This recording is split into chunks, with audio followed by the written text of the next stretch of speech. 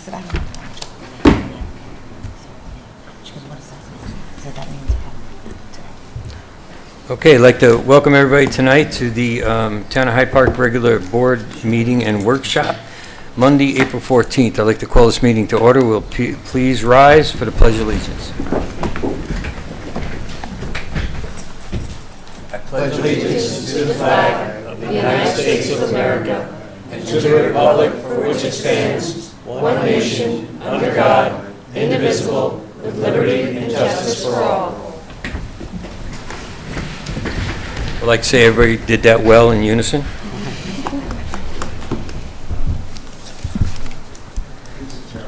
Okay, Pledge of Allegiance, acceptance. All right, I'd like to have a motion to accept the meetings from March 10th, March 24th, and April 3rd. So moved. Second? Second. Will the clerk take the roll call vote, please? Councilman Prine. Aye. Councilwoman Mosqueda. Aye. Councilman Lombardi. Aye. Councilman Krusakowski. Aye. Whoop. Supervisor Torrigiani. Okay, thank you. Aye. I'd like to add the motion to remove Resolution 29 of 2025 from the dais, please. So moved. There's some paperwork we're waiting on from the county. May I have a second? Second. Will the clerk please take the roll call vote? Councilman Prine. Aye. Councilwoman Mosqueda. Aye. Councilman Lombardi. Aye. Councilman Krusakowski. Aye. And Supervisor Torrigiani. Aye. Do any of the board members have any conflicts of interest regarding any of the items listed on tonight's agenda? No. Nope. No. No. Duly noted. Workshop, Pizza Terra, Route 9 Sewer District update from Town Engineer.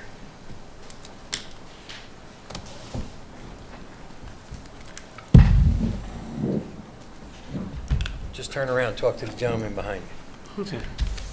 Good evening. So Councilman Lombardi said I have to keep this short because I tend to talk too much. Right, John? Don't worry, this one you can get into the weeds. No. All right. So I wanted to give the board a quick update because we've had a lot of things that have been happening over the past couple of years, but more so heating up in the past year or so.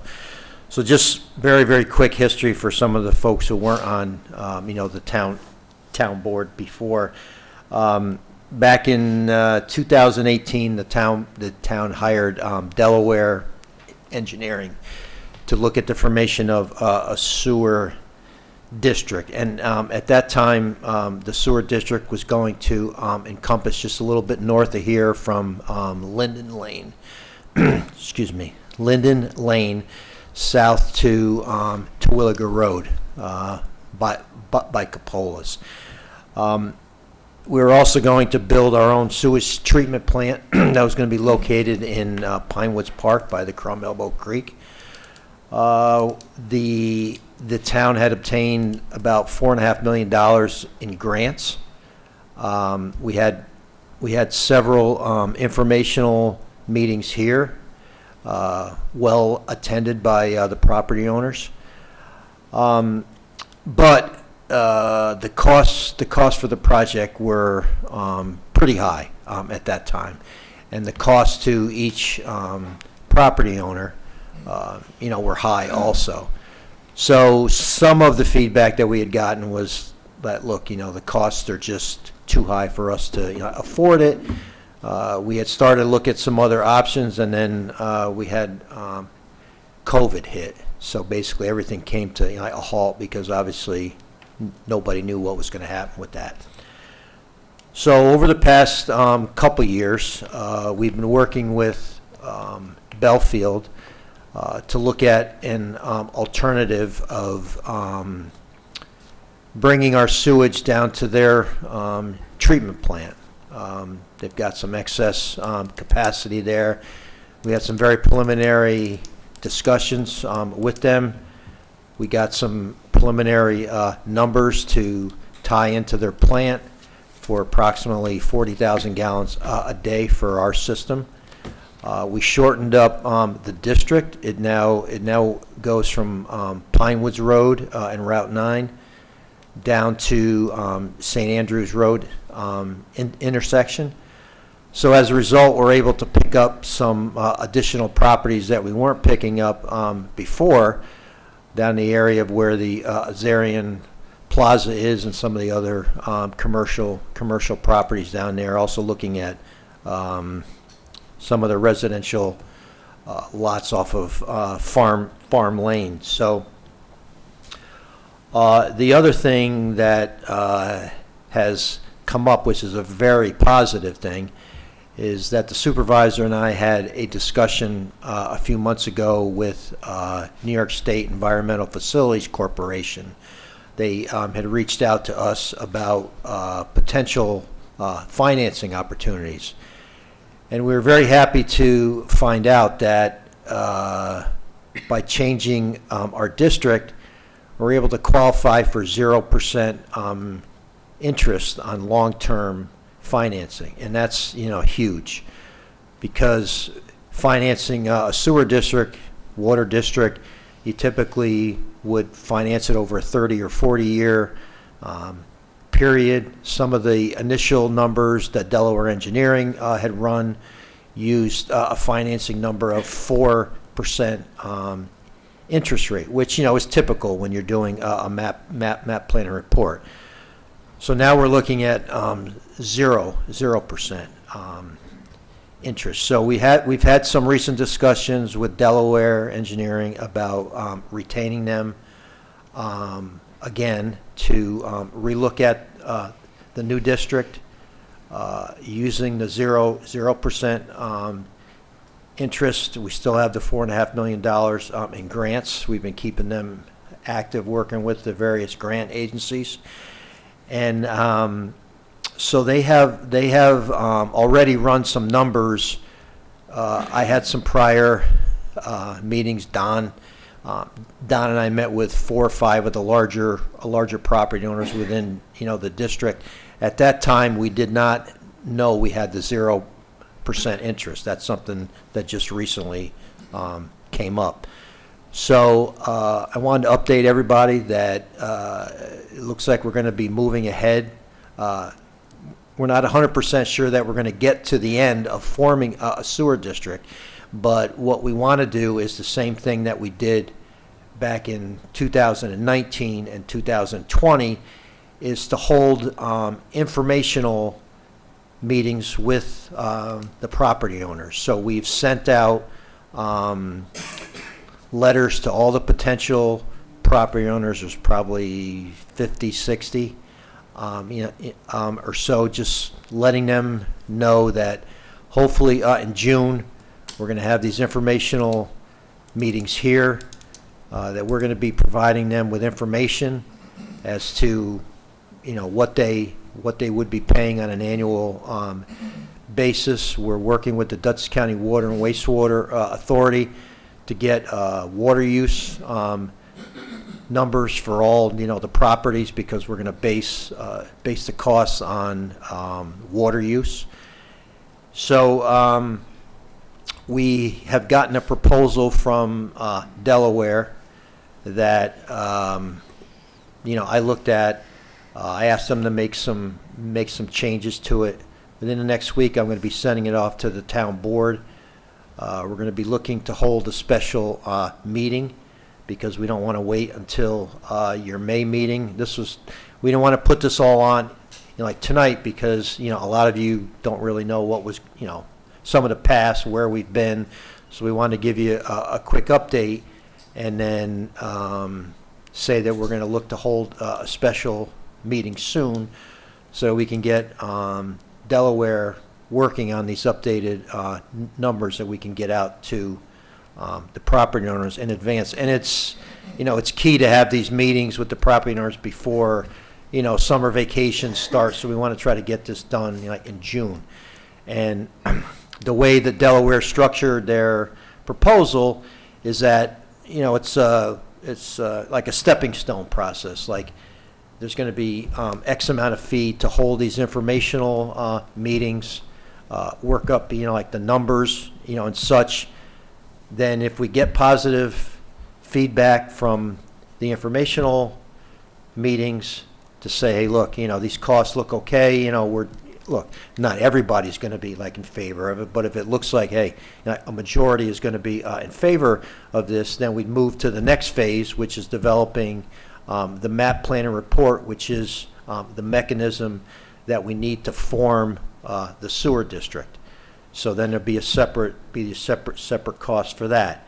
Then if the vote, then once you form or once you vote to create the district, we're going to have a vote on the district. So each property owner would get a vote on the district.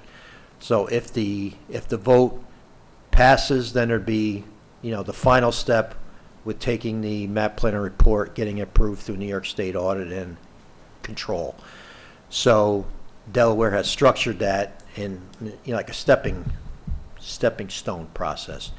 So I'll be outlining that, giving you the information, and then we're going to look to hold a special meeting so we can get them signed up and move ahead, because this is probably our best and I don't want to say our last chance, but it's probably going to be close. We've been trying to get a sewer system throughout the Route 9 area for years and years and years, and I think this is the closest that we're going to get. So that's just a quickie update. Be glad to answer any questions, or if not, I'll be providing some information. Just briefly, Pete, soon. the expansion of the sewer district, that would not only allow our existing property owners along that corridor to expand, but it would also open up opportunities for new business to come to Hyde Park, correct? Yeah, that's right. That's right now, based upon water use numbers, preliminary water use numbers that Delaware got last year from the County Water and Wastewater Authority. I'm just going to use rough number. I think there was around 25,000 gallons a day that is being used now. So for right now, the supervisor said to Belfield, look, give us a price for 40,000 gallons a day. That'll leave a little bit of room. And that may, pardon? 43, it's all right. 43? Round numbers. So, that would leave some room, obviously leave room for expansion of businesses, new businesses coming in. And, we're going to have to sit down, with Belfield, because we just had some very, very preliminary, discussions, and they've been very willing, to work with us. And, the 43,000 may go up, a little bit. We don't know yet, but so for right now, but yes, to answer your question, we're going to build in expansion, because that's the whole point of it. Yeah. To let, to allow the current businesses to expand, more, wet, uses. We're limited right now. The saving grace throughout the years is that the Route 9 corridor is mostly, gravelly soils. So, the septics have been able to function, but you can only put so much into them. So that's where we are. Thank you. Can you briefly explain the 0%, what that savings is towards the project? Because some people may go, oh, 0%. Well, I mean, I don't have any financial numbers, but if you can imagine, so if I remember right, and again, I'm just going to use round numbers. We had after we subtract the $4.5 million in grants, I believe we were financing about $9.5 million. To build the thing. Now that number includes, and these numbers are going to have to be looked at again, but the numbers included both the construction cost and the soft costs, which are engineering to design, attorney fees. So we were financing about $9.5 million at 4% over 40 years. So you can imagine that that's going to add up. Now we're going to look to finance hopefully the same $9.5 million at 0% over 40 years. So again, I don't have the financial numbers, but it doesn't take a rocket scientist to figure out that's a lot of money over a 40-year period. So 4.5 million we talked about. That's the It was savings, estimated between $4 and $4.5 million is what we were talking about. the savings, because it is 0%, Okay, which is good. That brings the cost down. again. sure does. Sure does. And we've already gotten, I think the letters went out last week. We've just started to get emails, because we also put in the letter that, hey, we're going to have these informational meetings, but at the same time, we'd like to get, your email address and your phone number, so we can have three different points of contact, not only mail, but email and phone number, because we want to try to move this along quickly. So that's where we are. So hopefully it works out. Does anybody in the public have any questions by any chance? No? Thank you, Pete. All right? Thanks for Thank the you. update. Thank you, Pete.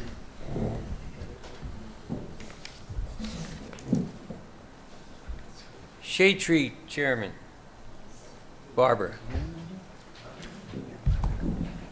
Good evening, everybody. I'm the chairperson of the Shade Tree Commission, and I want to tell you that there's a lot of stuff going on this month. Today happens to be National Gardening Day. I don't know about you, but I was out there today. But April 22nd is Earth Day. April 25th is Arbor Day. But as far as our trees go, there is a Facebook page that I created. It's called Trees of Hyde Park, New York spelled out. So it's Trees of Hyde Park, New York. And please like and follow. Any questions you have about trees, pruning, anything of that information is on there. There's all kinds of information on what shade trees are recommended, native trees, questions about pruning, etc. on there. But the reason why I'm stopping in today to talk to you is this month is Safe Digging Month. Now, residents, businesses, and also landscapers, please call 811 before digging, just a few days before you plan to do any kind of digging. Any project, like installing a fence, any kind of excavation planting a tree.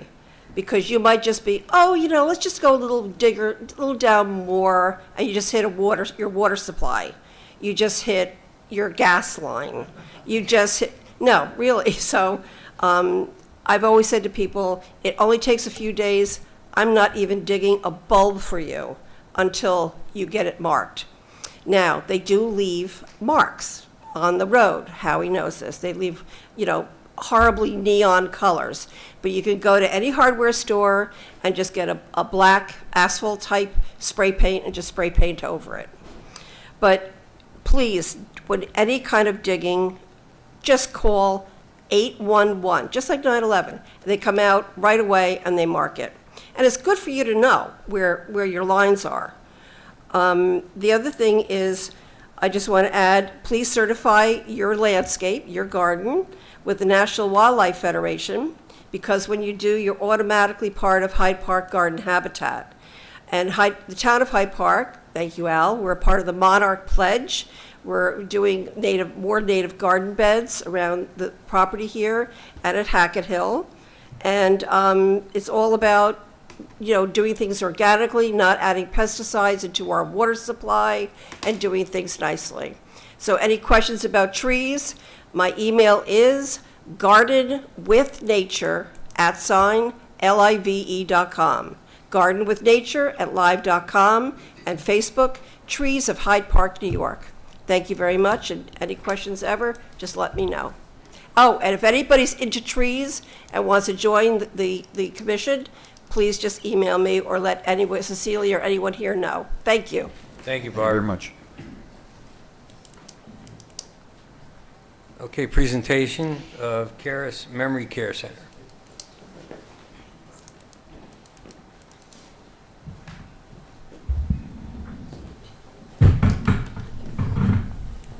Thank you. Good evening. My name is Christopher Hahn, and I'm here to talk about our proposed project Caris Memory Care. We have some audio visuals of our presentation, and if I believe we have extras if anybody would like some at any point.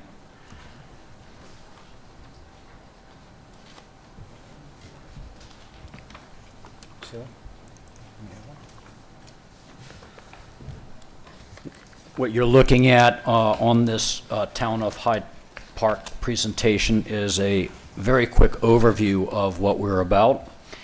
I should start off by saying I've been in the senior care space for about 24 years, and my team brings, on the light side, probably about 7-8 decades worth of experience in the design, development, construction administration, operation, and asset management.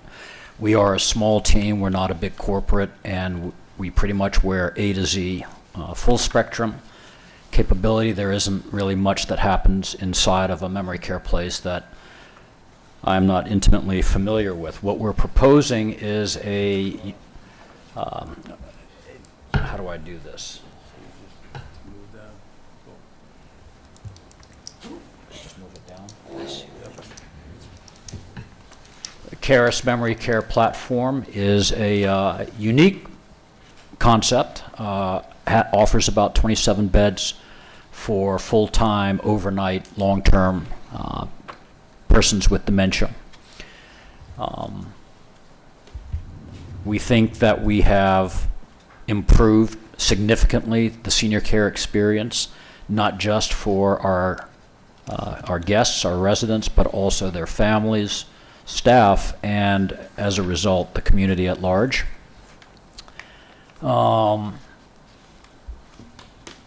One of the things that we pride ourselves on is that we've created a model that offers a high livability factor that will inform many aspects about memory care, specifically when contrasted against your standard large community that may have memory care capabilities added to it. We offer 3 levels of memory care support and service. In addition to our long-term residents, we have what we call respite care, and that is typically overnight but short-term, and adult daycare, where families can drop off their loved ones for a day or several days in a row, which gives them greater flexibility and really greater support in managing that condition from a home environment, which is very, very difficult.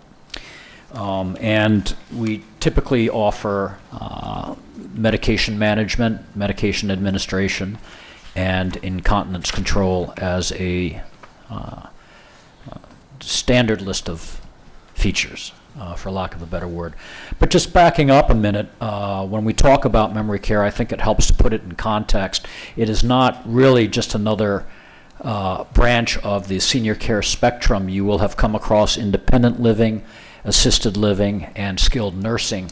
It's a very fundamentally different environment in the sense that our overnight, our residents require a much higher level of observation, monitoring, tracking throughout 24/7 all day, and that differs very much from independent living, which tends to be more of a social model, and assisted living where people by and large are very capable but need assisted living is basically assistance with frail elderly. That is not the case with memory care, given the range of behaviors and expressions and issues. It's important to so no one elects memory care, certainly as a residential choice, and nobody really voluntarily elects to go into memory care as a senior care choice. It's something that's deemed necessary. And that criteria tends to be several different things. When people are unable to live by themselves, possibly present a danger to themselves and others, and would be unable to self-evacuate in the event of fire, for example. It differs from a skilled nursing home. I think most people understand that you need a diagnosis, a medical diagnosis, to go into a skilled nursing facility. With memory care, there is no long-term resolution. There is no walking this back, unfortunately. Therefore, it's a permanent condition that requires permanent support and care.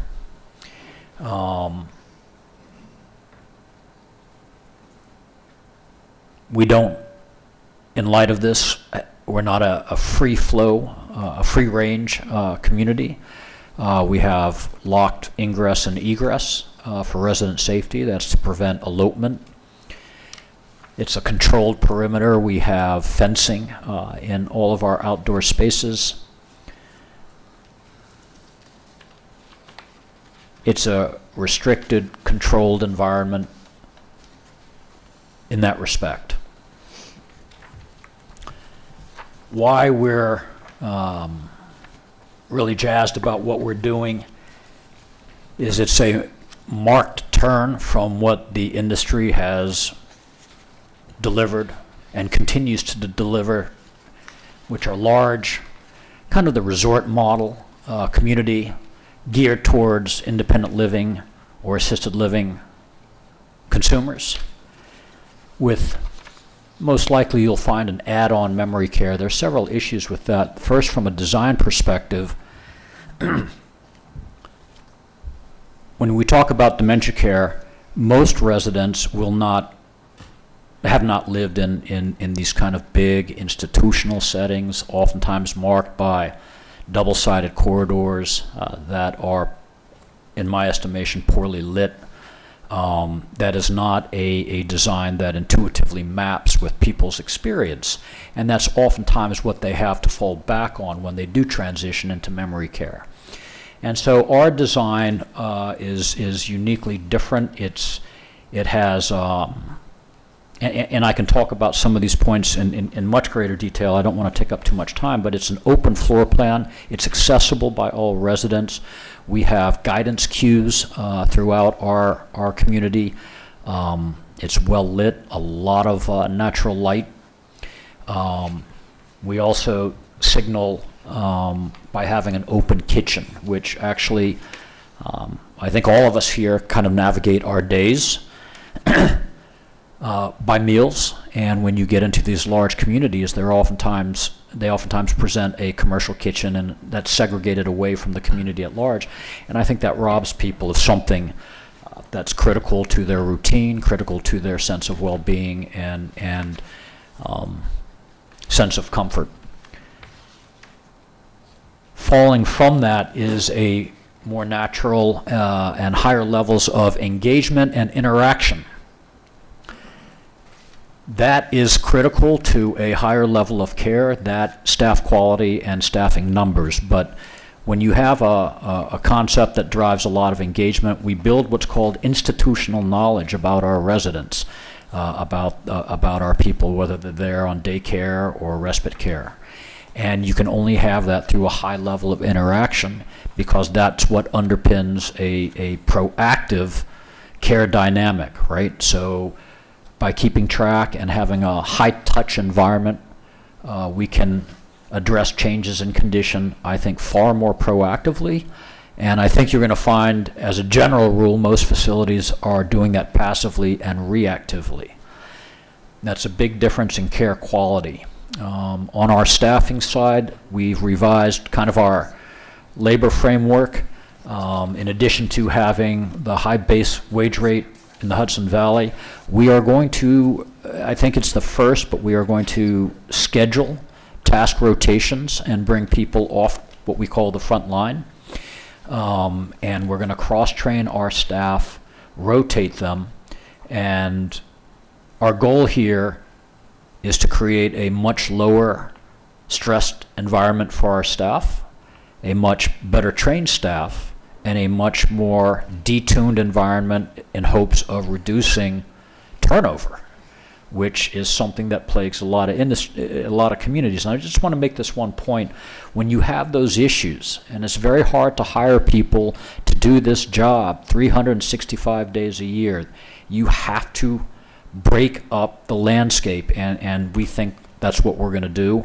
That's our plan. So we want to utilize and we'll train people to take courses here at the Culinary Institute, activity certifications, anything that we can think of where we can rotate people off 2 weeks on, 2 weeks off. I think that will make a big difference in our ability to retain staff, and I think that's another key component of high quality care. But I just want to say, just so everybody knows, a lot of communities are making up for these differences and shortfalls in staffing, numbers, and quality through over-medication. Okay? Over-medication. And you will see that in a lot of memory care places. I think that's unacceptable. One other point I'd like to make is, again, we're a small company. We're an experienced company. I think we know what we're doing. I hope we know what we're doing. But we are a owner, developer, operator, asset manager, buck stopper, resolution, you name it. We're here, we're local. If anybody in the community has a problem with what is being done or not being done, they can call me. There is no higher authority. And I think that kind of accessibility lends itself to an immediacy, a responsiveness, and hopefully a consistency and accountability that you won't find with a lot of these bigger communities where you have absentee owners, third-party managers. And I think when you take all that combined, we are meaningfully and substantially improving the value proposition for families. This is what memory care should be. I think we understand that. We understand that this is our mission, and we've identified a way to deliver and get there. So we're very excited about this. We can, these are kind of some summary points. Just want to point out that from a design perspective, we think we offer the highest what we call livability factor, and that's important. That's important to residents because it reduces transitional stress and long-term adjustment. It's a fantastic community, and from it we can offer all levels of service that we hope accommodates the community at large, whether on a short-term, day-to-day, or long-term permanent basis. There are some other side benefits. We call it right sizing. Obviously, if I have 100 memory care people to look after, I think it's much safer to have them in smaller communities separate from each other, as opposed to bearing what we call secondary infection risk, things that plagued the nursing homes during COVID. So it's safer from a lot of different perspectives. It's easier for staff to manage smaller populations. And from a development impact, obviously we come in with much less environmental, construction, traffic impacts. We've picked Hyde Park for a couple of different reasons. Oddly enough, Hyde Park was always kind of at the top of our list when we thought about the Hudson Valley. I've had experience up here decades ago. I think I may have actually gotten a traffic ticket at some point here in Hyde Park on two wheels, but it's a community that I've long been aware of and long known. We're very excited about what Bellefield's vision is. We've spoken to them and are looking at land within the Bellefield development. Hyde Park itself, it's a fantastic location. We think we're consistent with what this development in Hyde Park, the trajectory of where it's going. We think we add to that. We think we anchor a much needed service in Dutchess County at large. When we did our market study, the existing demand for memory care beds was substantially higher than the number we're planning to build. Substantially. We have major medical facilities within, I don't want to say a stone's throw, but stone's throw enough. And it's a fantastic central, well-known location. We think we fit the profile. We think we enhance what Hyde Park is and will be.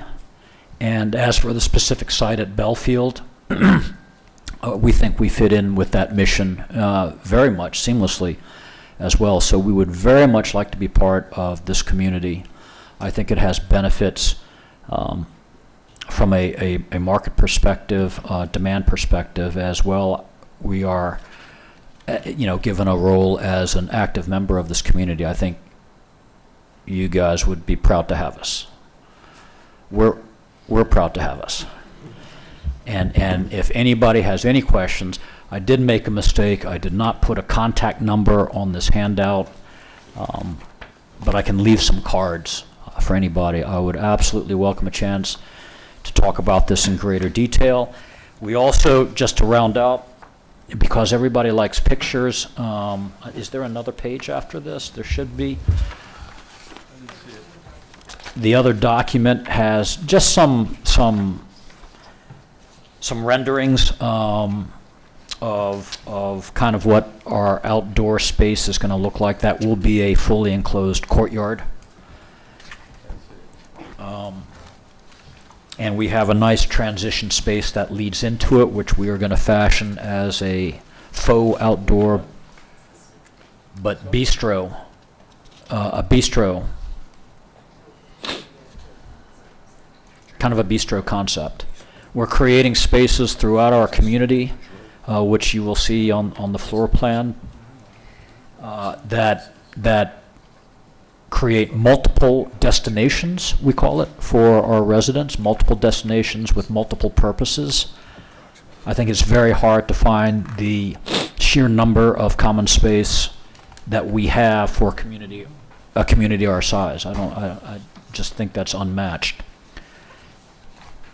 Scroll down, and this is kind of the bistro. It will be covered, but it will be dressed to look like an outdoor space. Our approximate location in the Belfield development is about 200 yards, 300 yards up St. Andrews, east. Right, east on St. Andrews from the intersection of 9. East on, that's 9 on the horizontal east-west. So it's a strategic location.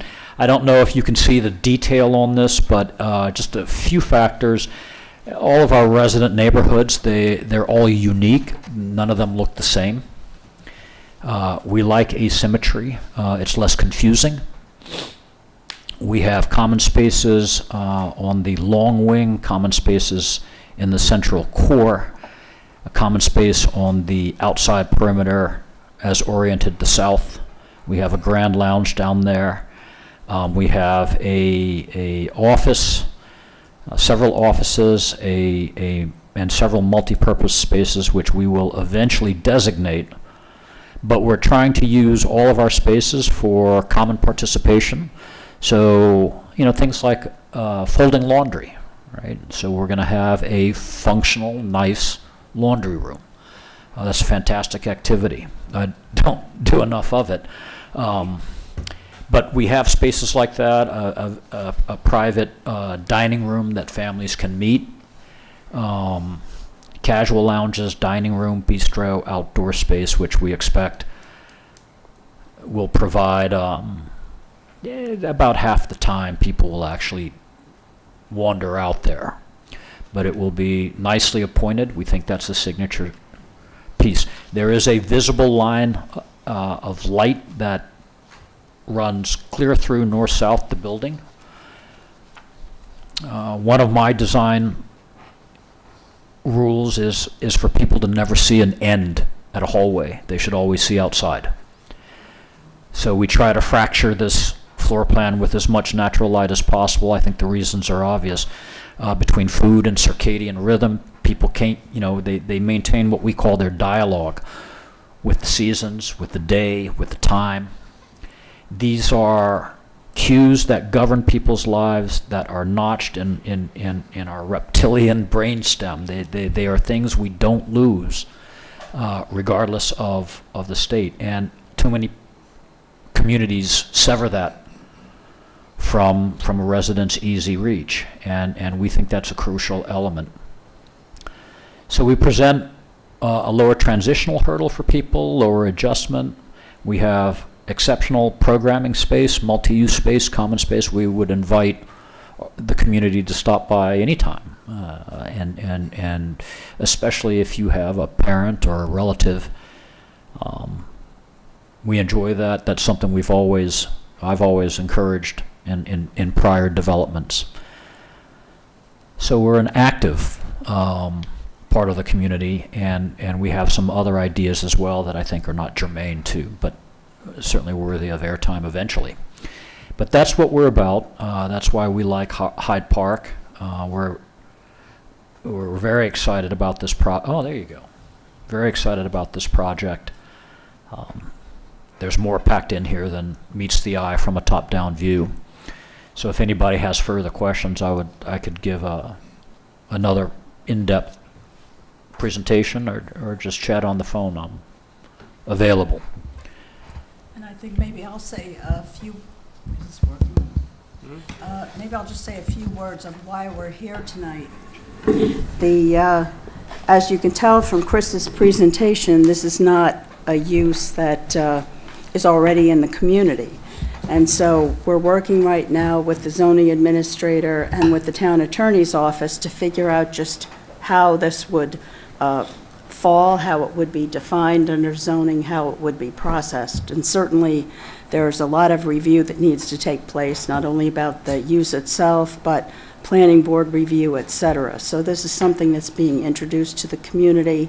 It's something that may require some action by the town board to define a use that's not defined. We hope that it can be interpreted within the framework that you have, but we think it's certainly something worth having. But we wanted to come here tonight, present Chris's idea with you. We're very appreciative of the support of Belfield in bringing this use to Hyde Park, and Chris and Celia Baruchin, who is here with us also from Caris, are available at any time to answer questions that you may have, and we will leave their contact information, so we look forward to exploring this with you in coming days, and appreciate your time tonight.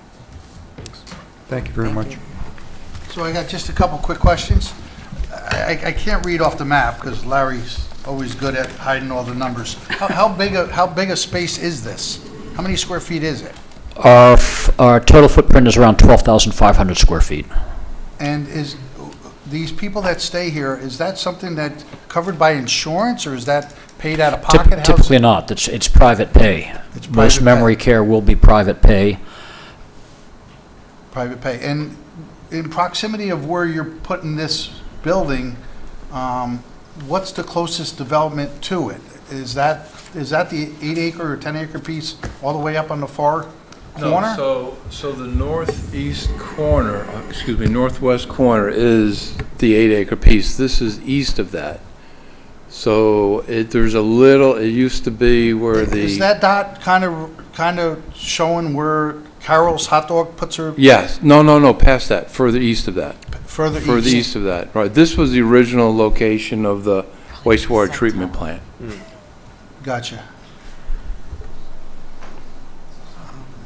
I have a question, if you're done. Yeah. So the 27 beds is a lot. And I know you have the respite care as well. Is at any time, are all the 27 beds filled with full-time, full-time residents? Is that what you normally see, or is it like you save some for respite care? So I can rephrase if you need to rephrase it. I get it.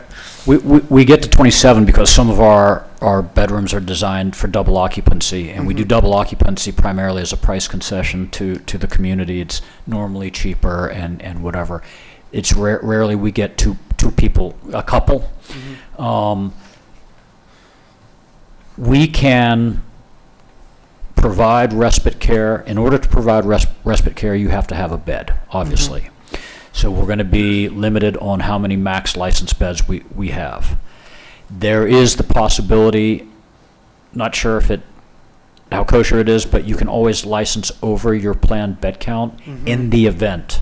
And we haven't made a strategic decision. For example, we're designed for 27 beds, but we may license for 32 in order to provide adult daycare, but that's not really subject to beds, or maybe respite care. But if we have an empty bed, we're going to be max at 27. So I'm not sure there's a point in licensing higher.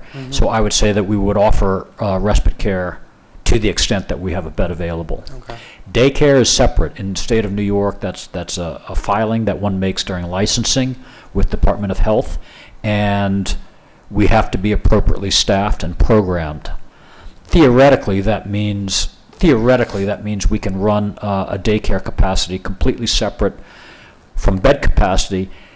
That's an avenue we really don't want to go down because people require naps during a day, and we don't want to overcrowd. So we actually, when we pro forma this and look at this, we assume only one person in each bedroom, and that gives us it gives us around 22 and a half out of 23. That's a pro forma issue, but I think the most people we would have at any one time in there would be 27 for that reason. We're bed limited. And what's the nurse to patient ratio? We are about 1 to 4, which is about twice the industry average. Cool. So a couple things on that. One is, I just want to stress this, we've got 3 steps on our wage ladder. So I think we're trying to create, if you're going to work in this field, our value proposition to potential staff is if you are going to work in this field, if you are working in this field, you're going to want to work for us. That's the plank that we're trying to create.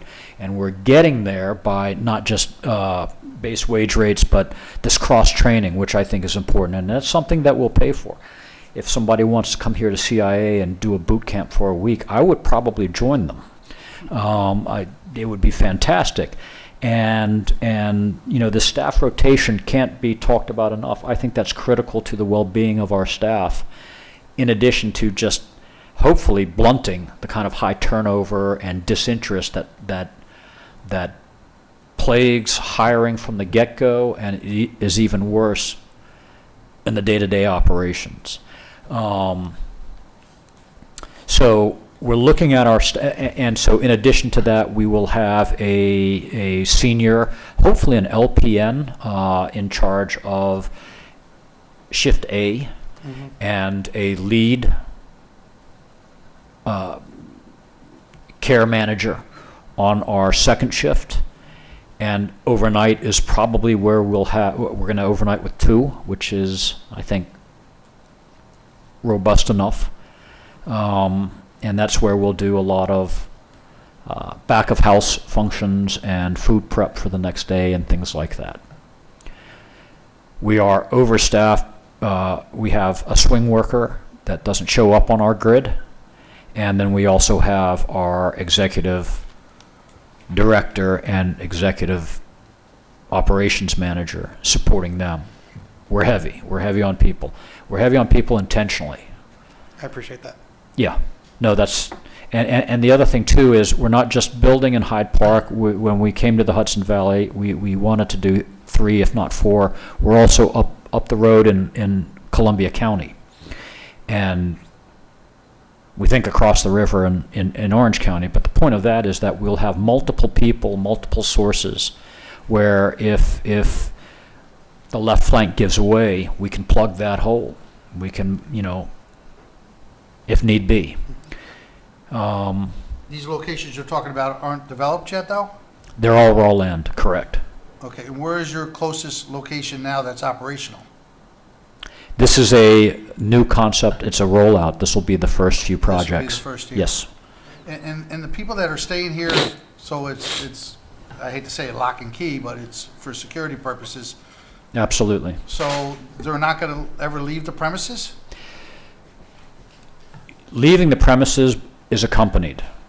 So family members or staff for appointments and things like that. But free wandering is not allowed. No, I'm just curious, because Yeah. I'm just trying to see how this matches with Belfield, with the development that they're putting in there, where it's gonna be a walkable community and stores and have activity where you could walk from point A to point B. Is this location gonna be outside the realm of, when you're done, Larry, with everything, that it would even fit in the, Yeah, that's a good question, but again, this is on St. Andrews Road where the former wastewater treatment plant was planned. It's kind of an island in itself. okay. So there's no connection from Solaris to Belfield, correct? No, currently, we are required to put a sidewalk from our entrance coming out onto St. Andrews down to the intersection of 9 and St. Andrews. So there's that pedestrian walk. Thank you. But that walk is on St. Andrews, very busy road, very tough to walk. Yeah. So that lock and key is really a resident safety. It's there to prevent. No, I was just trying to Elopement. see the But- vision of Right. how, if this, somehow this was gonna get integrated No. down the road or whatever, but basically it's not. I have a question. So the access to that side of the property is going to be through Belfield, not a road off of St. Andrews? No, there is an access drive on St. Andrews, right? We have 3 curb cuts on St. Andrews. Oh, you do? Yeah, we do. This is one of them. This is, originally was a wastewater treatment plant. We currently have it as a 8,000 square foot restaurant site on our Hart-Howardson Yeah. plan, so that's that location. From a traffic standpoint, this would be better, less traffic. But it always was considered as separately accessed from St. Andrews Road. The lot is a separate lot, correct? Well, there was always Correct. supposed to be no roads off of St. Andrews until we No, just that- made that service road. No, No, they we always have had it, 3. they always Yeah. had it. Well, this project did. Yeah. And is there any potential to add any more buildings to that 8-acre piece? No. This is 2.75 acres. Oh, 2.75, I'm sorry. Yeah, the 8 acres is further west, right at the corner. Okay, gotcha. Right, that's also, that 8-acre piece is where we're bringing our pump station for you guys to jump in. Okay. Sewer. And we gotta get the sewer up there to support not only you, but this use too. Good, he can pay for it to get up there. And John, to answer your other question, there have been no subdivision lines created yet for actual lots in the conceptual plan and the concept plan approvals. These are areas for uses, but subdivisions have not been approved at this point. They would have to be reviewed by the planning board. Good point. We do have the overall subdivision plan coming in next Tuesday. And what is the current zoning on the 2.7 acres? It's all Belfield. No, I know that, but what, do you think that it's gonna need special zoning? Oh, I'll let, Jennifer. The zoning of the entire parcel is, it's an approved PUD that has been approved in 2021 under the amended plan. And we believe that there are pathways forward that would interpret that as an appropriate part of that PUD. Certainly, the planning board would have to review the change to this facility from a restaurant, which is what was conceptually discussed at part of the original plan. So we don't think that there's any amendment to Bellfield's use that would be necessary. But just as far as figuring out what this use is, there's no such thing as memory care in your zoning or in very many zoning ordinances at all. And where this fits in what you have and what classification it would fall into as under residential and non-residential needs to be worked out. But as I said, we're very preliminarily in the discussions with the town attorney, and the zoning administrator will be in further conceptual discussions with the planning board on this. And So we're confident that it will be resolved one way or the other, and it may not even have to come back to you, but we wanted you, as the town board, to be aware of what the proposal was the minute it was discussed, because certainly people in the community will be interested in this just because it's such an important use that touches so many families. I'm just going to end with a plug. This is a well-designed building. The Fuller team, including our architect and underwriting review. This is, all plans are heavily reviewed on the FHA level by the Department of Health in state of New York, certainly on a local level. It meets and exceeds fire code. This is just the world that I've grown up in.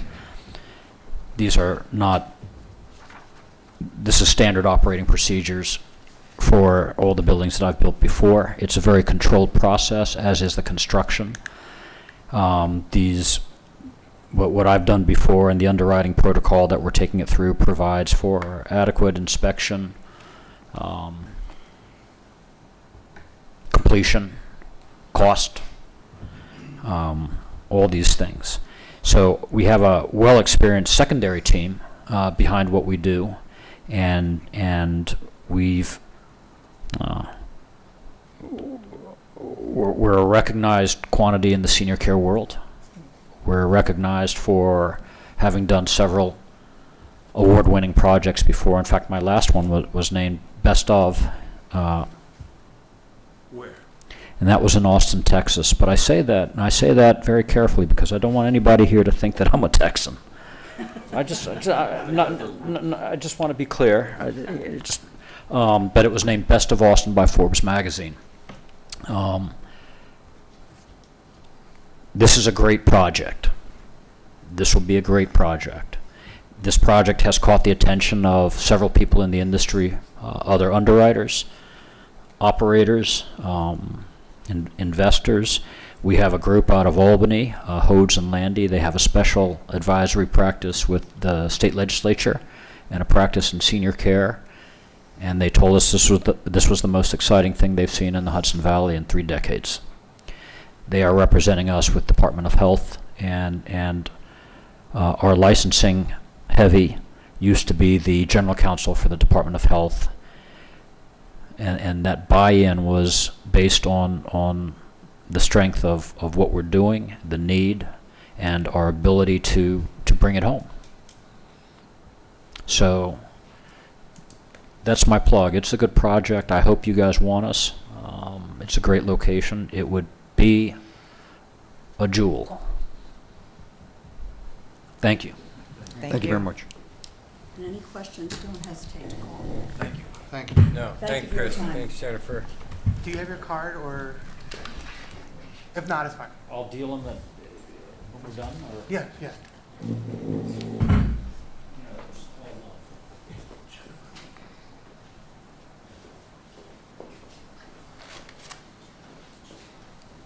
Interesting. Well, I love the layout because when we met with Chris, I met with him here and they explained it, and I like the way that they have the open kitchen because everybody relates to smells. That's what I was telling them. You know, for memory care, you smell something, you remember something. And same thing with the garden aspect, same thing with the lighting because of the, you know, the vitamin D, you know, it's all attached to the memory. It's all, you know, to see the open concept and everything. It's great the way you did the layout, and I understand all the conceptuals of the construction of it, so I really like it, you know. And we'll work all the details out, I'm sure of that. Yeah, we'll work on getting you a room there, Al. Wait a minute, I forgot. Where? I may need one in the back corner. Okay. We have to go to a executive session for a labor issue, and hopefully it's as quick as we can make it. Thank you very much. You gonna make a motion? Motion on what? Motion to enter into the executive session. So moved. We're leaving. Oh, okay. All right, a second? Second. Do I need a roll call vote on it? No, just take a vote. Okay. All in favor? Aye. Aye.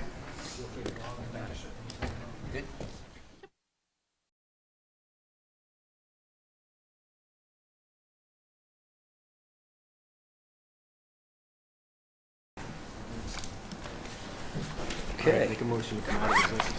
May I have a motion to come out of the executive session? So moved. Second? Second. All in favor? Aye. Okay. Do we have any public comments on resolutions in town business only? Note, time limit is 3 minutes. Okay. I was just going, yeah, I was just going by the list. Okay. Let's see, I noticed he was on the workshop. That was Christopher Hahn. I don't think he's here. Okay. I think he signed it. Yeah. So we have Dennis Pavlock. Can I sit in this chair because I don't want to... Sure. Sure, yeah. I think the middle mic works better if you could slide that over. The middle mic works better. Thank you. Thanks. Yeah. Thank you very much. I know, 3 minutes. I gotta, yeah. I got to say all this in 3 minutes. When I went to Evelyn Wood Speed Dynamic, I could talk fast. I believe I can. Good evening, people from the Hyde Park Town Board here. Dennis Pavlock, 21 Farm Lane. As I said last month at the meeting when I was first here to introduce myself, when I come to meetings such as this, I'm looking for 2 things from the town board: accountability and responsibility only. So I wanted just to say that, so that's just out there. I want to talk about tonight, emergency preparedness.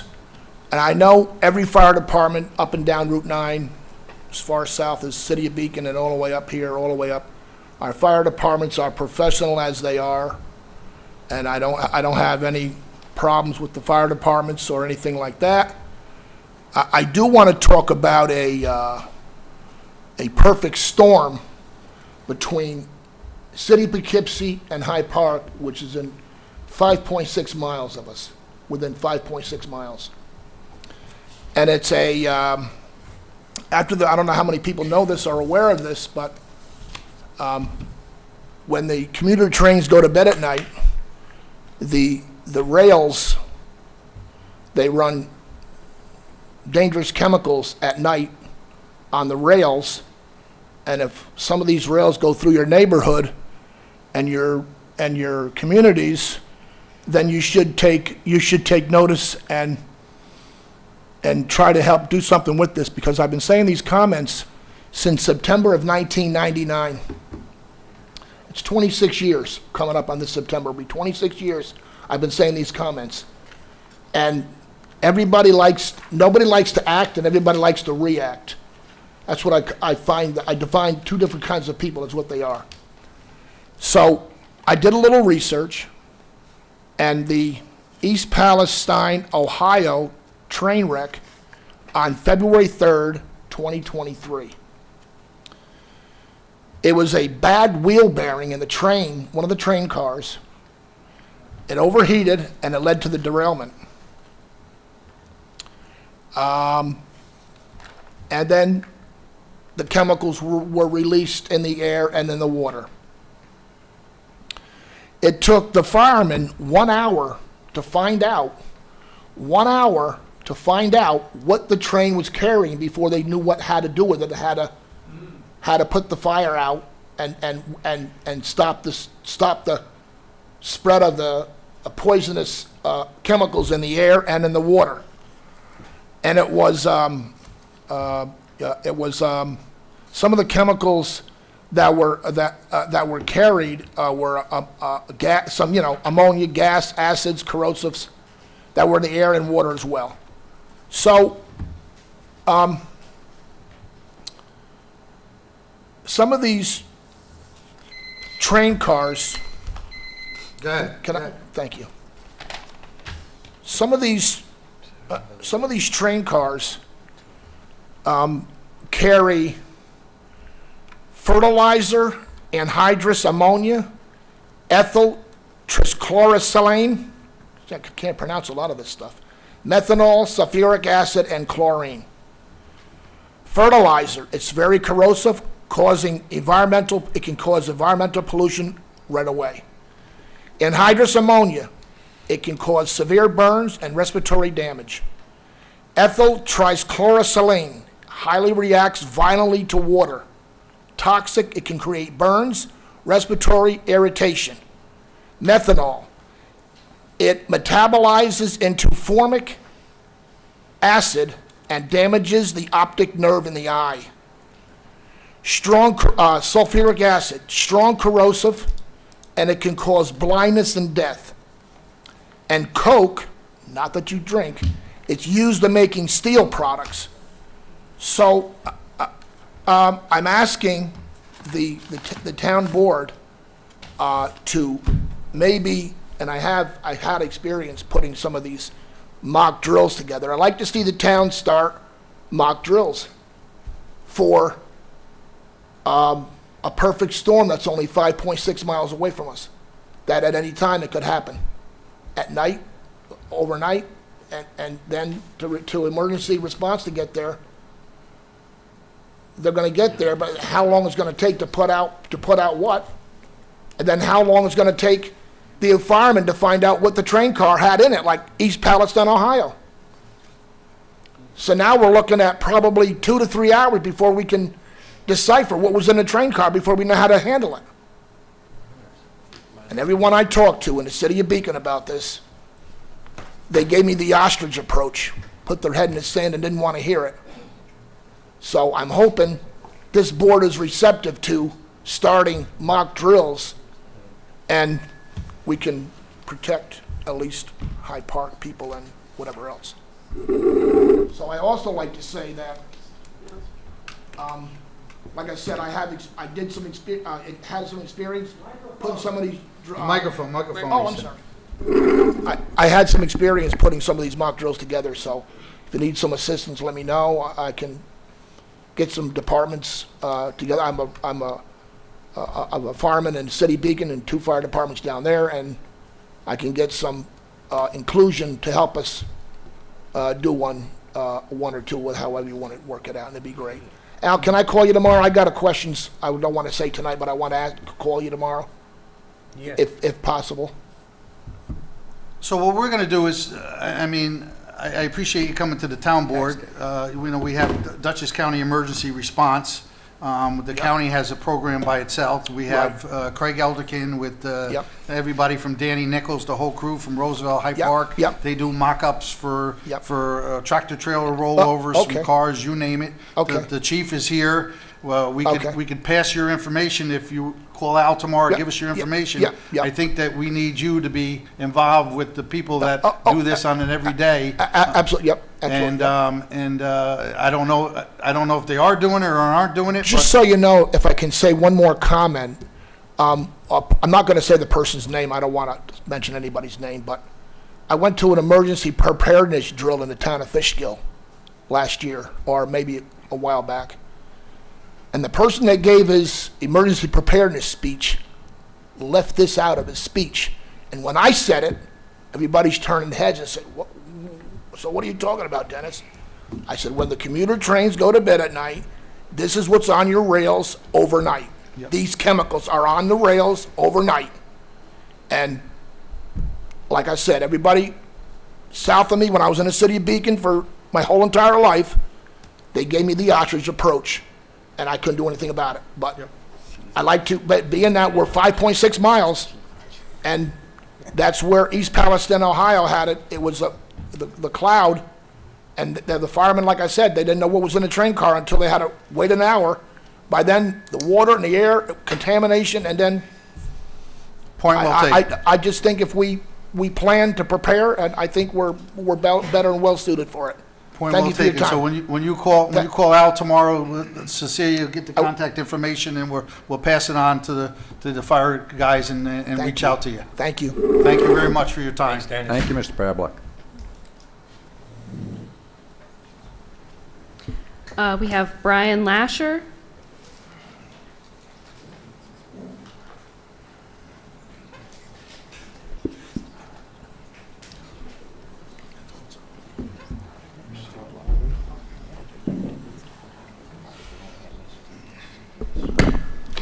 evening, everybody.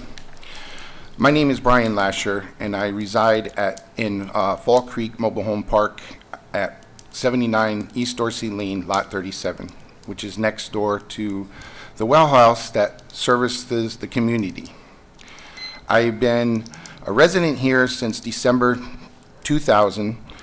You're all aware of the water situation in the park. On September 6, 2024, a water tanker was delivered to the rear of the park near my home, and it supplied fresh drinking water that was delivered every few days for the park residents to retrieve and receive, to retrieve units. Recently, on March 24th, the tanker was placed in our driveway, and supposedly fresh water was then available in our pipes. It was obvious that the water quality never changed and that the tanker was not supplied with fresh water. The park's pipes, the tanker was not supplying fresh water to the park's pipes, as we are told by the management. People began inquiring us, and we're told via text messages and phone that the water was safe to drink and was being run through a filtration system. The water is dark orange and smells bad, just like it always has been. The tanker is right in front of my house. No deliveries of fresh water have been made since it was moved, and are obviously houses coming out of the well house and going into the tap of the tanker. Hoses, filling it with well water. And the other connection to the front of the tanker is running back into the well house. No one should be forced to drink, cook, bathe with the water. Management claims that the water is coming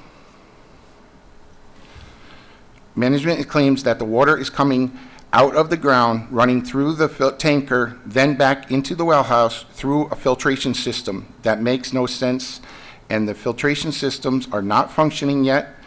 How are we going to help us, and how soon? We are sick now. We need help now.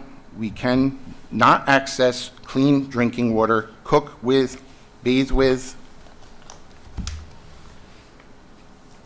John, isn't this the project Dutchess County is working on? No, this is where. So, I talked to you today, Brian. Yep. So, my company, Amity Construction, has the contract with Lakeshore Properties. There's serious water problems over there. They've been going to the health department. They got the approval to put in a high-tech green span system in that's it's hundreds of thousands of dollars. They signed a contract over 2 months ago with us. All the equipment is in place in the pump house. We're building the pump house as we speak. Veith Electric has all the controls in there. The water tanker that's out front is a temporary water tanker till we get everything hooked up, because in our scope of work, it's everything from total upgrades to electric, to new ventilation, to new fans, you name it. It's a state-of-the-art system. We're probably 4 weeks before we get ready to put it online. So you have another 4 weeks of inconvenience. I totally appreciate where you're coming from. Unfortunately, to build a plant that's this specificated, and it takes time, and these people just inherited this park from a prior owner that never did nothing with the water system, from another owner that was basically hands-on. So it's complicated. I'm going to talk to the management tomorrow about doing a better communication with you, but the health department's there overseeing all our scope of work, and we're doing everything properly to follow the specs and the blueprints of the job. May I interject for just a minute? I'm his wife. Sure, come up to the microphone, please. We were provided with the tanker full of fresh water because of the quality of the water. People were getting sick from the water. We had that tanker all year long, all winter long. Suddenly, the whole park is cut off from that fresh water, and we're expected to drink that water. That's not okay. How can you just cut off our fresh water and tell us that's what we should be drinking. It's an inconvenience. It's not an inconvenience. It's a travesty that a human being should be expected to drink that. I understand what you're doing with the water plant. I'm really grateful for that. I'm so happy. But in the meantime, we should still be being provided with fresh water to drink. My grandkids live in that park.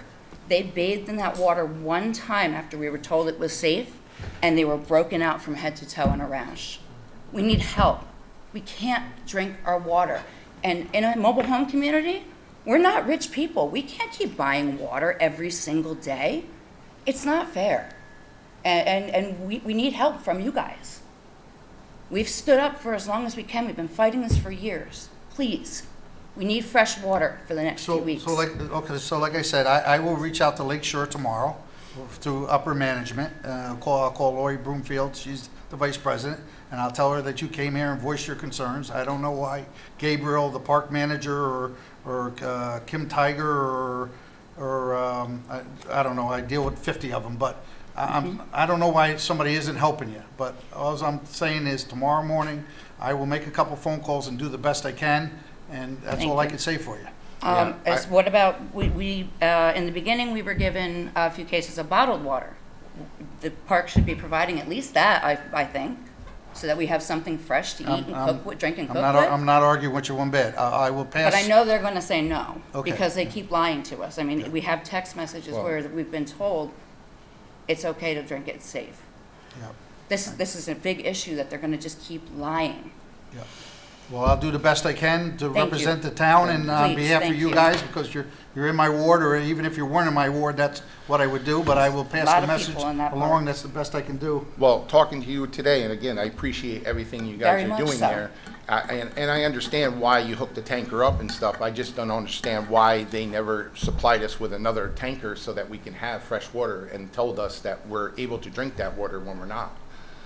That was my biggest concern. And then when I confronted the park manager and he says, no, you're able to drink it, Safe water it's should be safe human water. right. That's Yeah, no, a basic human Listen, right. I'm not disputing it, but listen, I don't represent the owner, I'm only doing it, and as far as the town is concerned, we want to do whatever we can to help you. Tomorrow morning, I'll get on the phone and relay your concerns, and I got your number, I'll give you a call back, and then you can pass the word on whatever our findings are. I appreciate it. Very much Thank you. appreciate it. Thank you for your Thank time. Thanks, guys.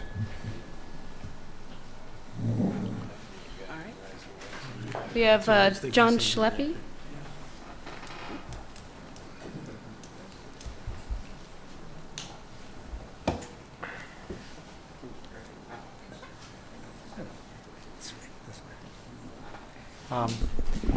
John Schleppe, One River Road, Hyde Park.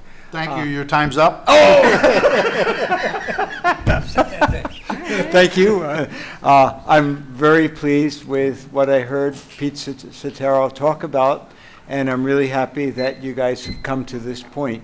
It's been 85 years since the WPA had started, and Franklin Roosevelt did think that Hyde Park was going to get a sewer district. So I'm very happy that you're at this point, and hopefully that you'll be moving ahead. That's really wonderful about the 0% interest. So I'm happy about that, and I also am happy about one of your resolutions for a bikeway to connect to the walkway. I understand the resolution is to set up a council or a committee to look into it and to make some suggestions. I really think that that's a wonderful opportunity for increased tourism. We would be the northern terminal of the walkway bikeway, and that would mean that there would be all sorts of people coming to see our wonderful national parks and other attractions, and also to utilize our stores and other things in the area. It would be wonderful to have a bike shop. We had one before on Route 9. It would be nice to have another one, and this project would certainly encourage that. So I just wanted to speak in favor of that, and of course I want to congratulate you, and I'm very happy for the work that you've done on the sewer district. Thank you, John. Thank you, John. Good.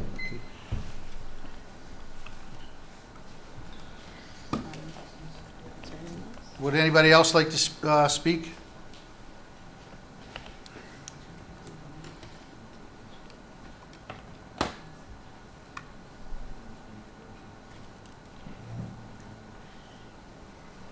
Hi, excuse me, I'm Nicole Noakes, the mother of Daniel Noakes. I live at Hudson View Terrace. I just want to pre-thank you and also ask you to please vote yes on Resolution 20 to accept very generous donations for Daniel's fishing derby. As many of you knew Daniel, he loved our parks. He spent a lot of time in our parks from the time he was very little, and he fished constantly. The Reach Out Church was very generous in allowing us to use their property that has more open access to the creek.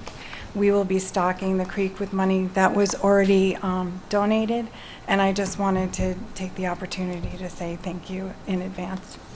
Thank you, Thank Nicole. you, Nicole. Anyone else would like to speak during the public comment before we close the public comment? She's in the back there. She just signed that.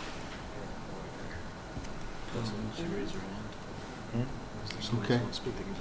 Anyone else? Yeah. Okay. Okay, we'll close the public comment. On resolutions. Okay. Okay.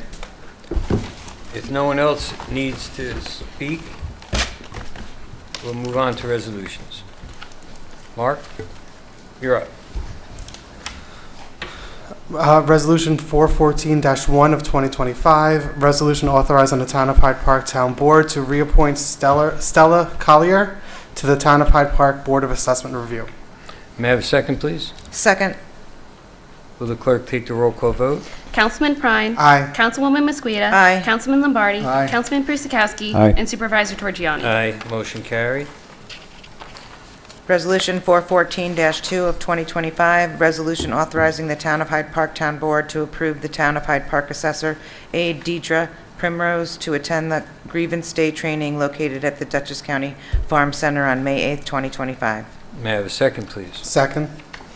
Will the clerk please take the roll call vote? Councilman Prine. Aye. Councilwoman Mosqueda. Aye. Councilman Lombardi. Aye. Councilman Prisakowski. Aye. And Supervisor Torgiani. Aye. Motion carried. Resolution 414-3 of 2025, resolution authorizing the Town of Hyde Park Climate Smart Community Task Force to create a Hyde Park Bikeway Task Force. May I have a second, please? Second. Will the clerk please take the roll call vote? Councilman Prine. Aye. Councilwoman Mosqueda. Aye. Councilman Lombardi. Aye. Councilman Prisakowski. Aye. And Supervisor Torgiani. Aye. Motion carried. Resolution 414-4 of 2025, resolution authorizing the Town of Hyde Park Town Board to retain SLR Engineering, Landscape Architecture, and Land Surveying, PC, to provide engineering services for the Falk Hill Watershed Resiliency and Planning Project. May I have a second, please? Second. Will the clerk please take the roll call vote? Councilman Prine. Aye. Councilwoman Mosqueda. Aye. Councilman Lombardi. Aye. Councilman Prisakowski. Aye. And Supervisor Torgiani. Aye. Motion carried. Resolution 414-5 of 2025, resolution for 54 Hyde LLC authorizing the release of 3 certain letters of credit and certain cash bond, setting a performance bond amount for the enclave at Hyde Park. May I have a second, please? Second. Will the clerk please take the roll call vote? Councilman Prine. Aye. Councilwoman Mosqueda. Aye. Councilman Lombardi. Aye. Councilman Prisakowski. Aye. And Supervisor Torgiani. Aye. Motion carried. Resolution 414-6 of 2025, resolution authorizing the Town of Hyde Park Town Board to approve submission of grant application Community Resiliency Economic Sustainability and Technology Program, CREST. May I have a second, please? Second. Will the clerk please take the roll call vote? Councilman Prine. Aye. Councilwoman Mosqueda. Aye. Councilman Lombardi. Aye. Councilman Prisakowski. Aye. And Supervisor Torgiani. Aye. Motion carried. Resolution 414-7 of 2025, resolution authorizing the town engineer to prepare contracts for Pettinelli Recreation and Miracle Equipment for the Dinsmore Park Playground Project. May I have a second, please? Second. Will the clerk please take the roll call vote? Councilman Prine. Aye. Councilwoman Mosqueda. Aye. Councilman Lombardi. Aye. Councilman Prisakowski. Aye. And Supervisor Torgiani. Aye. Motion carried. Resolution 414-8 of 2025, resolution authorizing the Town of Hyde Park Town Supervisor and the Town of Hyde Park Highway Superintendent to execute an amendment agreement for the expenditure of highway monies for 2025, 284 agreement for the Town of Hyde Park Highway Department. May I have a second, please? Second. Will the clerk please take the roll call vote? Councilman Prine. Aye. Councilwoman Mosqueda. Aye. Councilman Lombardi. Aye. Councilman Prisakowsky. Aye. And Supervisor Torgiani. Aye, motion carried. Resolution 414-9 of 2025, a resolution authorizing the Town of Hyde Park Town Board to approve vacation carryover for the Town of Hyde Park groundskeeper and cleaner Gary Sabatino. May I have a second, please? Second. Will the clerk please take the roll call vote? Councilman Prine. Aye. Councilwoman Mosqueda. Aye. Councilman Lombardi. Aye. Councilman Prisakowsky. Aye. And Supervisor Torgiani. Aye, motion carried. Resolution 414-10 of 2025, resolution authorizing the Town of Hyde Park Town Board to acknowledge the resignation of Deputy Building Inspector Richard Longadike. May I have a second, please? Second. Will the clerk please take the roll call vote? Councilman Prine. Aye. Councilwoman Mosqueda. Aye. Councilman Lombardi. Aye. Councilman Prisakowsky. Aye. And Supervisor Torgiani. Aye, motion carried. Resolution 414-11 of 2025, resolution authorizing the Town of Hyde Park Town Board to appoint Detective Christian McGaw as a full-time contingent permanent police sergeant for the Town of Hyde Park Police Department. May I have a second, please? Second. Will the clerk please take the roll call vote? Councilman Prine. Aye. Councilwoman Mosqueda. Aye. Councilman Lombardi. Aye. Councilman Prisakowsky. Aye. And Supervisor Torgiani. Aye, motion carried. Resolution 414-12, 2025, resolution authorizing the Town of Hyde Park Town Board to approve the stipulation agreement between the Town of Hyde Park and the Policemen Benevolent Association, and authorize the Town Supervisor to execute said agreement on the town's behalf. May I have a second, please? Second. Will the clerk please take a roll call vote? Councilman Prine. Aye. Councilwoman Mosqueda. Aye. Councilman Lombardi. Nay. Councilman Prisakowsky. Aye. And Supervisor Torgiani. Aye, motion carried. Resolution 414-13 of 2025, a resolution authorizing the Town of Hyde Park Town Board to appoint April Daly as a member of the Town of Hyde Park Zoning Board of Appeals. May I have a second, please? Second. Will the clerk please take a roll call vote? Councilman Prine. Aye. Councilwoman Mosqueda. Aye. Councilman Lombardi. Aye. Councilman Prisakowsky. Aye. And Supervisor Torgiani. Aye, motion carried. Resolution 414-14 of 2025, resolution authorizing the Town of Hyde Park Town Board to approve the Town of Hyde Park Secretary to the Planning Board, Cynthia Whitman, and Secretary to the Zoning Board of Appeals, Kathleen Hope, to attend the Dutchess County Planning Federation Planning and Zoning Board Clerk Seminar on May 12, 2025. May I have a second, please? Second. Will the clerk please take the roll call vote? Councilman Prine. Aye. Councilwoman Mosqueda. Aye. Councilman Lombardi. Aye. Councilman Prisakowsky. Aye. And Supervisor Torgiani. Aye, motion carried. Resolution 414-15 of 2025, resolution authorizing the Town of Hyde Park Town Supervisor to execute an agreement with the Dutchess County of Dutchess to provide coordinated driving while intoxicated checkpoints in designated areas within the Town of Hyde Park. May I have a second, please? Second. Will the clerk please take the roll call vote?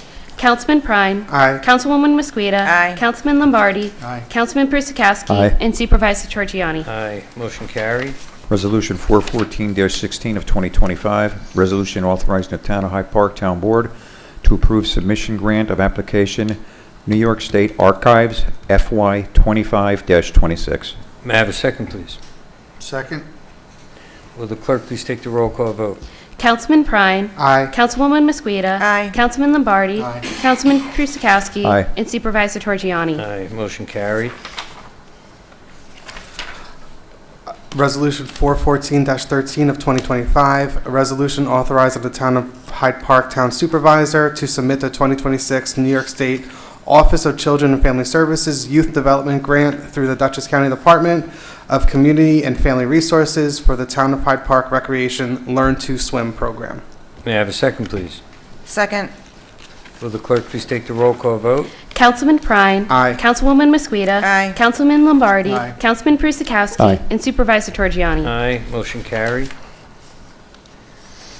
Resolution 414-18 of 2025, resolution authorizing the Town of Hyde Park Town Board to accept donation of $8,000 from Hyde Park Visual Environment Committee for the Town of Hyde Park Recreation Department's New Guinea Community Archaeological and Site Interpretive Educational Plan.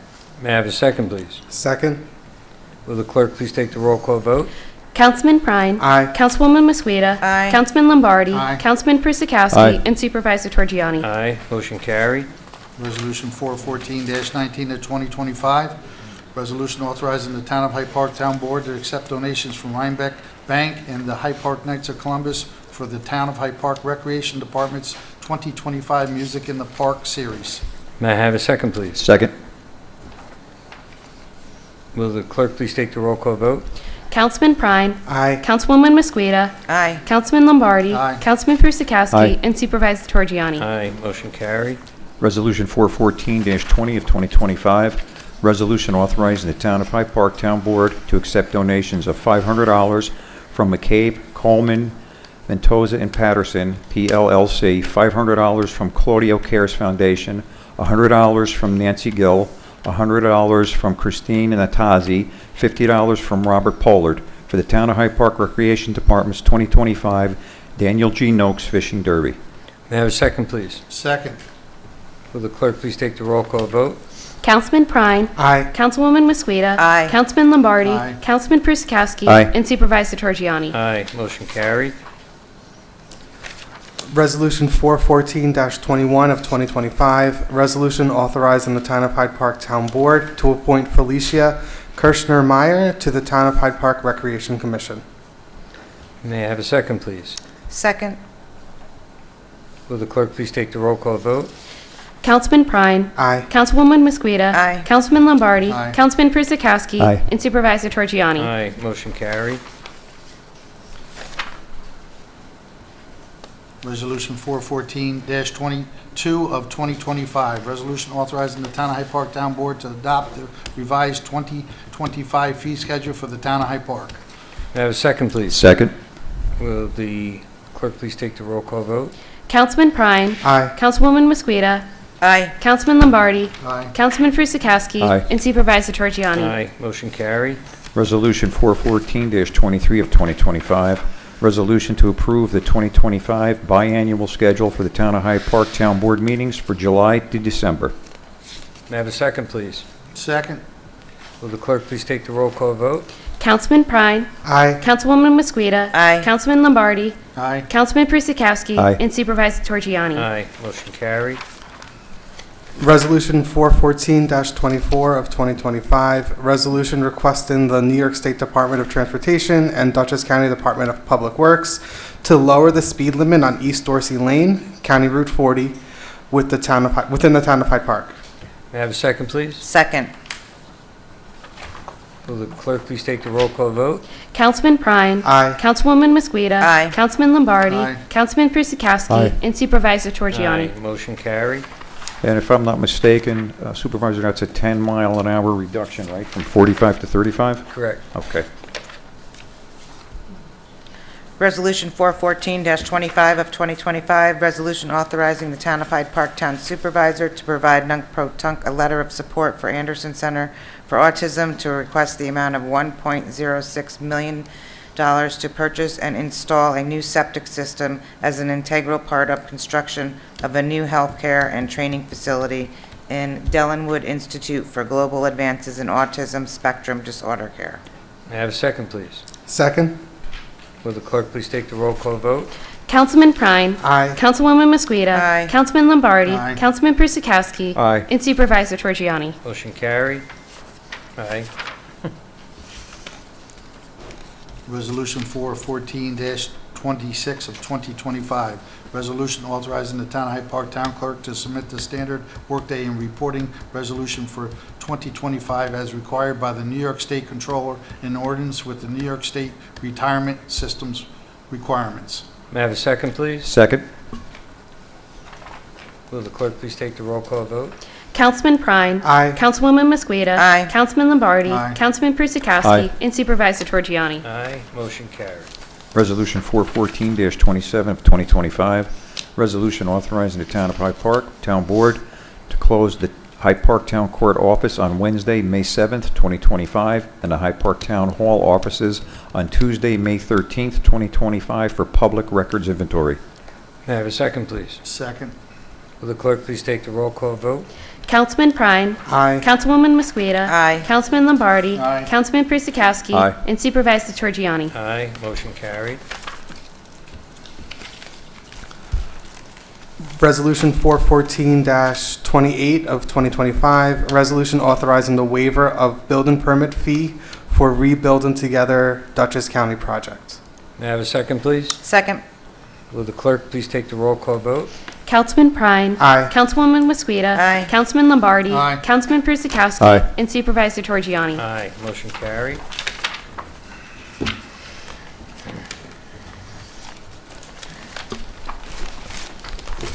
Does anyone have any new or old business? Not at this time. No. Okay. If there's none, well, Of course, we got stuff going on, you know that. Let's start out with the, like to say thank you to the Highway Department, Howie Fisher and the crew. They went over to the Union Cemetery, did some cleaning and grading around the back of the cemetery to open up some drainage swales to make the water flow. So the Union Cemetery is looking phenomenal. So Howie, I thank you for all your help and your guys' help on that. As far as the 9G crosswalk in front of the Hyde Park Assisted Living, the project is now completed.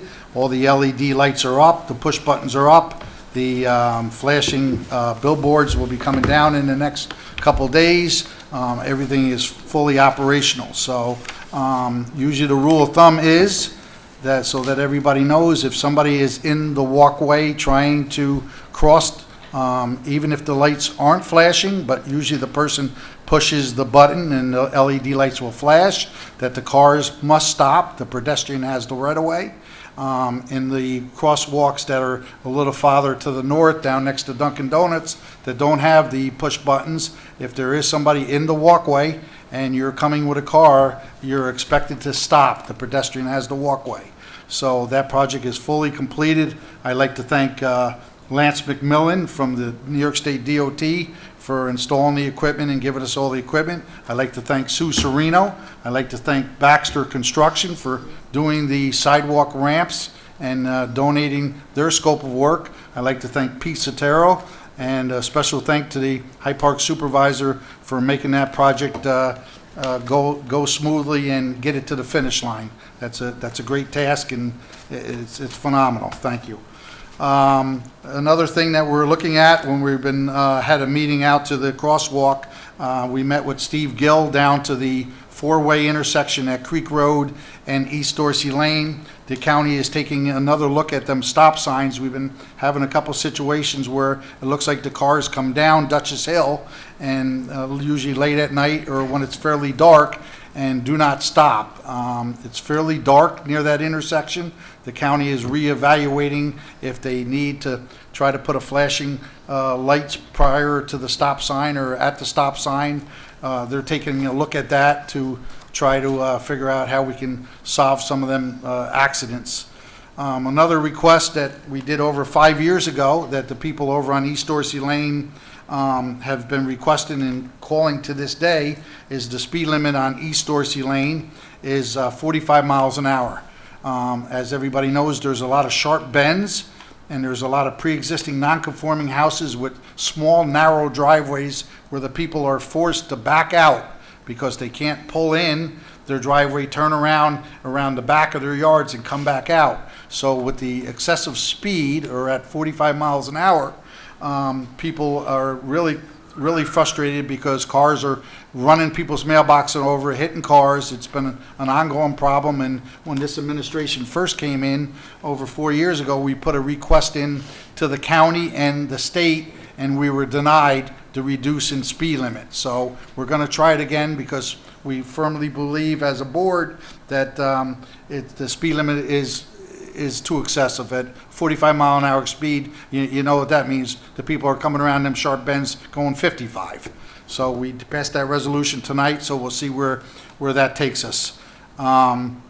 Another thing is, we just applied, and one of the resolutions was, we just applied for a $75,000 grant to do some more digitizing and laser fishing of our records, which every time these grants come, we keep trying to pile them up so we can get rid of some of our paper products. As everybody knows, the pods that were out on the side of the parking lot are gone. All our paper records are down in the basement. We have planning in their own offices, or files down in their own offices downstairs. We have zoning taken care of, and now we're working with building to get them organized and situated. So we've come a long way, but every time we get one of these grants, if we can start getting them digitized and on the computers, that would be a tremendous help for us, because we have to get rid of some of these paper records. We just don't have any more room. I know there's been several complaints, and zoning and building is addressing them. Our good friends up on Cardinal Road that have the scrapyard, it seems like the activity's been pretty busy up there, and there's been a lot of noise complaints and issues with the neighbors, and we are working on that to get that resolved. Another thing is that we received numerous complaints, and I know that the people have been here talking about it. The burnt structure down on the corner of Quaker Estates Division and North Quaker Road, the house that's been sitting there vacant, and we've been going up and mowing the yard and stuff like that. We sent the building inspector up there to reevaluate that structure, and he deemed it unsafe, and we sent a letter to the property owner, so they need to take immediate action within 20 days, or we're going to have a board conversation about how we're going to go about taking care of that eyesore for all the neighbors. So I know George Seacrest and George Golden and all the people up on Quaker Estates were working on that situation, and we hear what you're saying, so we're on it. The sewer, as Pete Sotero gave his presentation, the sewer is in the works. As people start hearing about the sewer, if you could spread the word, we are going to have Cecilia get a web page on our regular Town of Hyde Park page that basically is going to give sewer updates, and when we're going to have the informational meetings, and what we're going to talk about, so everybody's will be well aware of what's going on. So if everybody can spread the word for us, that'd be greatly appreciated. Another thing that's been a big burden, it goes back to where the prior administration was dealing with, and I think that we finally are moving in a positive direction. The Dock Street Bridge that's down next to Pete Andrews down near the river, the Dock Street Bridge has been a sore subject. It's been blocked off. Everybody kind of pointed fingers at the town, and there's been some court hearings and proceedings, and there is a judge findings that the town should do something with the bridge. We went and reevaluated the bridge because we had different theories than the prior administration, and we did some water tests down there by bringing a water tanker down next to some drainage basins that the National Park Service put in a few years back, and some water line work, and we found out that a lot of the excessive water, we put dye in the catch basins and put water in them. All the dye came out of the bridge abutment, which confirms what we've been saying all along. Our administration's been saying all along, that the Park Service, we believe the Park Service is responsible for the deterioration of the bridge due to pitching all the excessive water and dumping it into the stone structure, which deteriorated the stone structure. So we sent some letters to the Park Service, putting them on notice and putting it back in their lap. So we're hopefully we're going to get some results in the near future with that. Another thing that we've been working on with the Highway Department, I know Howie's finishing up his term. We, for a long time, nobody updated the highway specs. So basically, any contractor that works in the road, there was some specs and standards, and our specs and standards are about 15 years old. So we, the town engineer and the highway superintendent is drawing up new specifications that we're going to be publicizing and put into effect so that we can bring our standards up to date. That's all we got.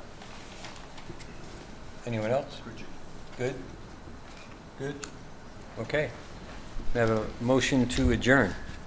So move. All in favor? Aye. Aye. Meeting adjourned. Thank you very much.